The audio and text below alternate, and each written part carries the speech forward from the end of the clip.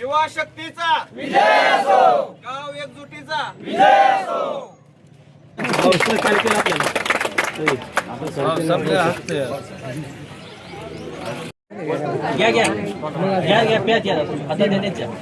गावकरी एकजुटीचा विजय असो, गावकरी एकजुटीचा विजय असो। आज उपोषण सोडलंय त्या ठिकाणी गावकरी म्हणून तुम्ही त्या उपस्थित होता, काय घडलं आणि उपोषण सोडायला आज त्या ठिकाणी हे उपोषण करते मान्य झाले? 5 दिवसापासून उपोषणाला बसलेले होते आमचे सहकारी. एक गावकरी म्हणून, एक पिराची कुरुलीचा सध्याचा सदस्य उपसरपंच म्हणून ह्यांच्या पाठीशी उभा राहा. कारण चुकीचं जिथं गोष्ट ज्या ठिकाणी चुकीचं होतंय त्या चुकीच्या ठिकाणी विरोध करणं हे आमचा पहिल्यापासून आमचा स्वभाव आहे माझा. आणि त्याप्रमाणेच 5 दिवस ह्यांच्याबरोबर सर्व ग्रामस्थाबरोबर मी ह्यांच्याबरोबर कायम बरोबर राहिलो. आणि मला अपेक्षा आहे की जसं जसं आता भुजबळ साहेबांनी जो आम्हाला हे दिलंय की याच्यामध्ये आम्ही 8 दिवस काय गोष्टीला 15 दिवस असा वेळ मागितलाय, त्या वेळेमध्ये त्यांनी जे आम्हाला आश्वासन दिले त्या गोष्टी सगळंच पूर्ण करतील. नाही केलं तर त्यानंतर परत अजून आम्हाला या सर्व ग्रामस्थांबरोबर बसून, काही युवकांबरोबर बसून परत अजून ग्रामपंचायतच्या विरोधातच आम्हाला उपोषण करावं लागेल. अशी वेळ येऊ नये अशीच प्रशासनाला विनंती आहे. आणि दुसरी गोष्ट, खरी बोलायची विषय नाही, पण नैतिकता म्हणून ज्याने हे काम करायला पाहिजे होतं त्यांनी 5 दिवस होऊन सुद्धा त्याची नैतिकता त्यांनी पाळली नाही. आणि 5 दिवस आमच्या सहकाऱ्यांना विनाकारण बिना अन्नपानाचं 5 दिवस त्यांना इथं तळमळ राहायला लागलं. ज्याची नैतिकता होती त्यांनी पाळली नाही. त्यामुळे त्याचा अजून एकदा निषेध करतो आणि मी थांबतो. एकंदरीत तुमची प्रकृती त्या ठिकाणी थोडीशी खालावली होती.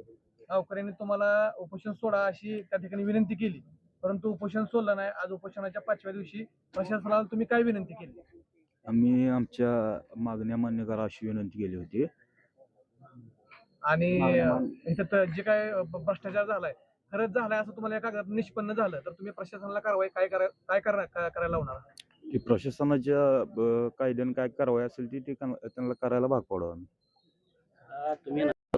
बाबी सांगितल्या काय आणि पुढं करतो म्हणाले.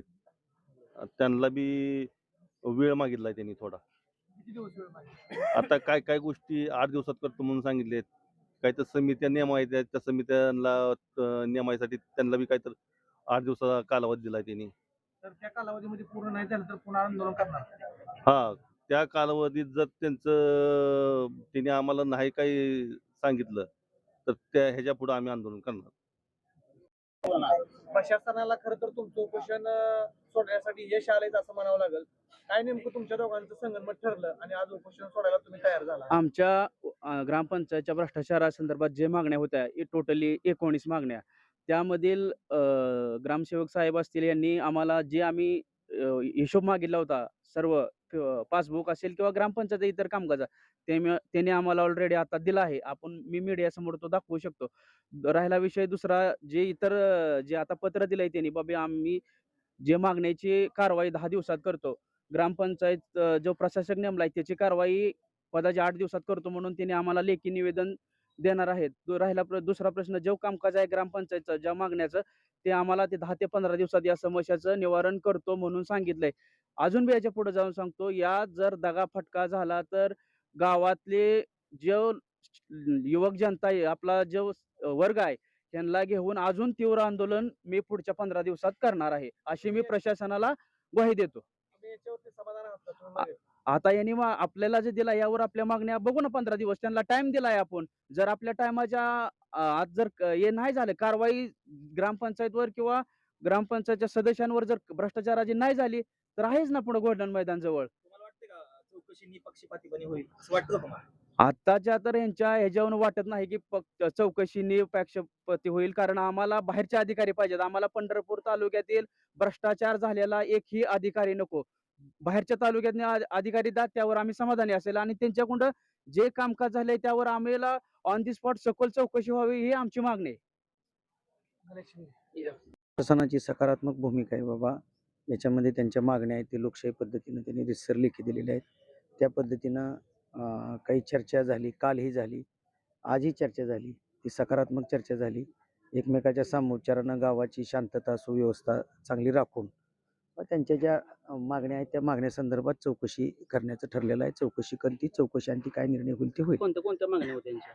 नाही, त्या सगळ्या 19 मागण्या त्यांनी लेखी दिलेल्या आहेत. त्या लेखी मागण्यानुसार चौकशी होणार.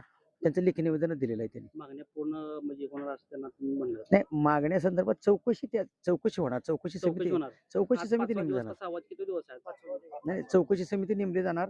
त्याबद्दल सकारात्मक चर्चा आमची उपोषणकर्त्याशी झालेली आहे. त्यांची कालपासून चर्चा आहे. हा. आजही चर्चा केलेली आहे. त्यामुळे त्याच्या मुद्द्यानुसार त्याची चौकशी समिती नेमली जाणार. याला किती दिवस लागतील याला कालावधी याला? चौकशी समिती नेमण्यासाठी वरिष्ठांकडे पत्रव्यवहार होणार. हं. यांचं म्हणणं आहे बाबा या तालुक्यातले कर्मचारी नको तर दुसऱ्या तालुक्यातल्या कर्मचाऱ्याकडून चौकशी होणार.